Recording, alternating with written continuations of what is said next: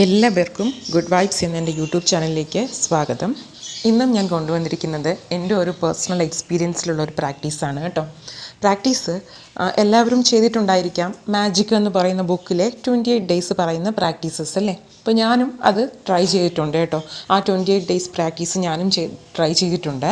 പക്ഷേ എനിക്ക് ആ ബുക്കിൽ പറയുന്ന 28 പ്രാക്ടീസസിലും എന്നെ പേഴ്സണലി ഒരുപാട് ഹെൽപ്പ് ചെയ്ത പ്രാക്ടീസ് എന്ന് പറയുന്നത് ഡേ 1 പറയുന്ന പ്രാക്ടീസ് തന്നെയാണ് കേട്ടോ. പറയാൻ കാരണം എന്നെ അത് എൻ്റെ ലൈഫിലെ ഓരോ സിറ്റുവേഷൻ ബേസ്ഡ് ആയിരുന്നു എനിക്കത് ഹെൽപ്ഫുള്ളായിരുന്നത്. എൻ്റെ ഓരോ സിറ്റുവേഷൻ ആയിക്കോട്ടെ, അതുപോലെ തന്നെ ഞാൻ എവിടെയെങ്കിലും സ്റ്റക്കായി പോയി എന്നെനിക്കൊരു ഫീൽ ഉണ്ടെങ്കിൽ ആ സമയത്ത് ഞാൻ ട്രൈ ചെയ്തിരുന്നത് ഡേ 1 പ്രാക്ടീസ് മാത്രമായിരുന്നു.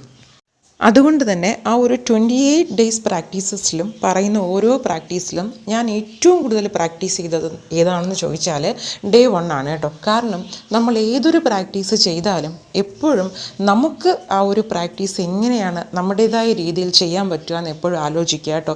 കാരണം നമ്മുടെ സിറ്റുവേഷൻ എന്താണ്, നമ്മുടെ പ്രോബ്ലംസ് എന്താണെന്ന് നമുക്ക് മാത്രമേ അറിയുള്ളൂ. അപ്പോൾ ഒരു പ്രാക്ടീസ് ഒരാൾ നമ്മളോട് പറയുമ്പോൾ അത് നമുക്ക് ആപ്റ്റായിട്ടുള്ള രീതിയിൽ നമ്മൾ എപ്പോഴും അത് യൂസ് ചെയ്യാൻ പഠിക്കുക. ഞാൻ എങ്ങനെയാണ് ഈ ഡേ 1 പ്രാക്ടീസ് എൻ്റേതായ രീതിയിൽ ഞാൻ എങ്ങനെയാണ് ചെയ്തതെന്നും ഏതൊക്കെ സിറ്റുവേഷൻസിലാണ് ഞാനത് യൂസ് ചെയ്തതെന്നും ഞാൻ പറയാം. അപ്പോൾ ആ ഡേ 1 അറിയാത്തവർക്ക് എന്താണ് ആ പ്രാക്ടീസ് എന്ന് ചോദിച്ചാൽ ആ ബുക്കിൽ പറയുന്നത് നമ്മുടെ ജീവിതത്തിൽ ഒരു 10 ബ്ലെസ്സിങ് എന്താണോ അത് കൗണ്ട് ചെയ്ത് നമ്പർ വൈസ് ഒരു 10 ബ്ലെസ്സിങ്സ് നമ്മുടെ ജീവിതത്തിൽ നമുക്ക് ലഭിച്ച 10 അനുഗ്രഹങ്ങളെ നമ്മൾ എഴുതുക, അതിൻ്റെ കാരണം എഴുതുക. ഒപ്പം അതിന് നമ്മൾ എല്ലാം എഴുതിയതിന് ശേഷം ഓരോ ലൈനും ഫസ്റ്റ് ബ്ലെസ്സിങ് എന്താണോ നമ്മൾ എഴുതിയത് അത് വായിക്കുക. 3 വട്ടം മനസ്സിൽ ഫീലോടുകൂടി, അത് പ്രധാനമാണ്, ഫീലോടുകൂടി thank you thank you thank you എന്ന് പറയുക.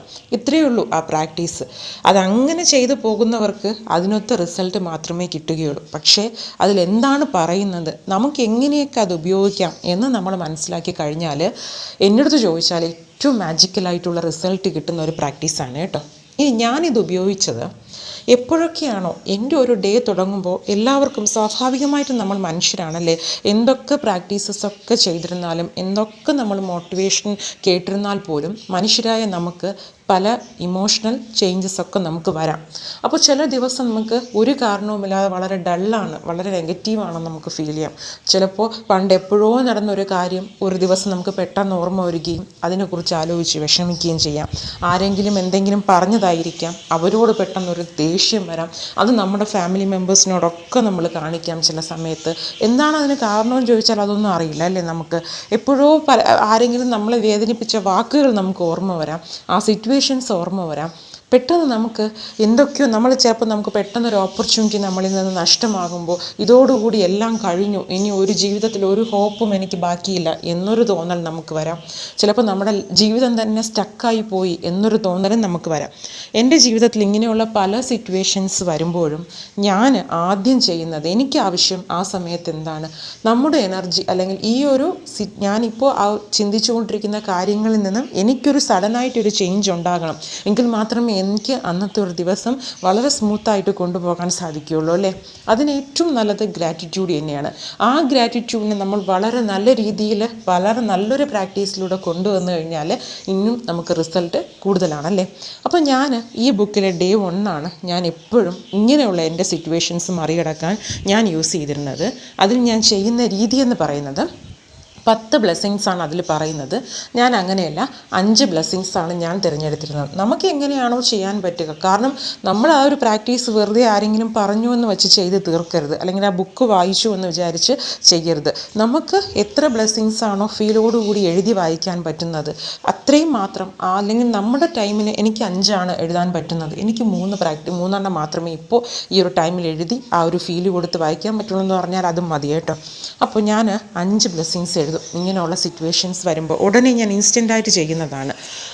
എൻ്റെ ജീവിതത്തിൽ മുമ്പ് എപ്പോഴോ നടന്ന ഇന്നും എനിക്കതൊരു അനുഗ്രഹമാണെന്ന് ഞാൻ വിചാരിക്കുന്ന 5 കാര്യങ്ങൾ വെറുതെ എഴുതുന്നതല്ല. ആദ്യത്തെ ഒരു ബ്ലെസ്സിങ്സ് എഴുതിയാൽ, ഇപ്പോൾ എക്സാമ്പിളിന് എനിക്ക് സുരക്ഷിതമായി എനിക്ക് ജീവിക്കാൻ ഒരു നല്ലൊരു വീട് എനിക്ക് തന്നതിന് നന്ദി എന്ന് ഞാൻ പറയുമ്പോൾ എന്തിനാണ് ഞാൻ ഒരു നന്ദി പറയുന്നത് ആ കാരണം കൂടി എഴുതും. കാരണം എന്താണ്, ഒരു വീടെന്ന് പറയുമ്പോൾ നമുക്ക് സുരക്ഷിതത്വമാണ്, നമുക്ക് വല്ലാത്തൊരു സന്തോഷം നൽകുന്നതാണ്. നമ്മുടെ എല്ലാ സന്തോഷ നിമിഷങ്ങളും ആ വീട്ടിലായിരിക്കും. നമുക്ക് എന്താണ് വളരെ ഒരു സുരക്ഷിതത്വം ഫീൽ ചെയ്യുന്നത് നമ്മുടെ ഫാമിലിയാണ്, നമ്മുടെ വീടാണല്ലേ. അപ്പോൾ ആ ഒരു റീസൺ ഞാൻ എഴുതും. അതുപോലെ എനിക്ക് പരിപൂർണ്ണ ആരോഗ്യം നൽകിയതിന് നന്ദി. എന്താണ് റീസൺ? എനിക്ക് യാതൊരു വിധ ബുദ്ധിമുട്ടുകളിലുമില്ലാതെ നടക്കാൻ സാധിക്കുന്നു, ശ്വസിക്കാൻ സാധിക്കുന്നു, കഴിക്കാൻ സാധിക്കുന്നു. അങ്ങനെ എൻ്റെ ഫാമിലിയോടൊപ്പം എനിക്ക് വളരെ ആരോഗ്യമായി എൻ്റെ നിമിഷങ്ങൾ ചിലവഴിക്കാൻ സാധിക്കുന്നു. അങ്ങനെയുള്ളൊരു റീസൺ. അങ്ങനെ ഞാനൊരു 5 കാര്യങ്ങൾ എഴുതുകയും വലിയ വലിയ കാര്യങ്ങൾ തന്നെ വേണമെന്നില്ല കേട്ടോ, ചെറിയ കാര്യങ്ങളായാൽ പോലും എഴുതുക. 5 കാര്യങ്ങൾ എഴുതുമ്പോൾ അതിൻ്റെ കാരണവും എഴുതി ലാസ്റ്റ് 5 എണ്ണം എഴുതിയതിന് ശേഷം ഓരോന്നായി വായിച്ച് അതിൻ്റെ കാരണവും വായിച്ച് 3 വട്ടം മനസ്സറിഞ്ഞ് കൈകൾ കൂപ്പിയാണ് ഞാൻ താങ്ക് യു എന്ന് പറയും. ഈ ഒരു 5 എണ്ണം നമ്മൾ എഴുതി അത് വായിച്ച് താങ്ക് യു എന്ന് പറഞ്ഞ് നിർത്തുമ്പോൾ കാരണം ഞാൻ അത്രയും നേരം അനുഭവിച്ചുകൊണ്ടിരുന്ന ഒരു സ്ട്രെസ്ഡ് ആയിട്ടുള്ള ആ ഒരു സിറ്റുവേഷനെ എനിക്ക് പെട്ടെന്ന് തന്നെ മറികടക്കാൻ സാധിക്കും. ഈ ഞാൻ പറയുമ്പോൾ എത്രത്തോളം നിങ്ങൾക്ക് കണക്റ്റഡ് ആവുമെന്ന് എനിക്കറിയില്ല.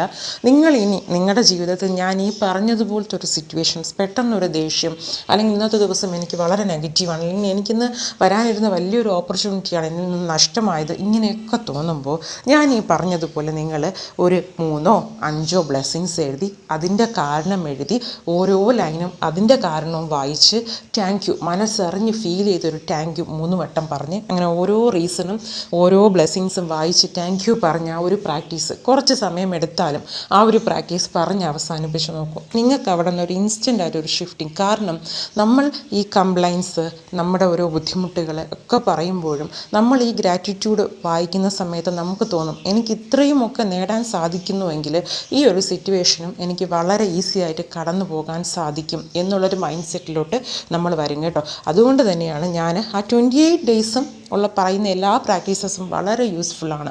പക്ഷേ അതിൽ എനിക്ക് എൻ്റെ ഒരുപാട് സിറ്റുവേഷനിൽ എന്നെ ഹെൽപ്പ് ചെയ്തതെന്ന് പറയുന്നത് ഡേ 1 പ്രാക്ടീസ് മാത്രമാണ്. കാരണം അത്രയും മാജിക്കലായിട്ടുള്ള റിസൾട്ടാണ് അതിന് തരുന്നത്.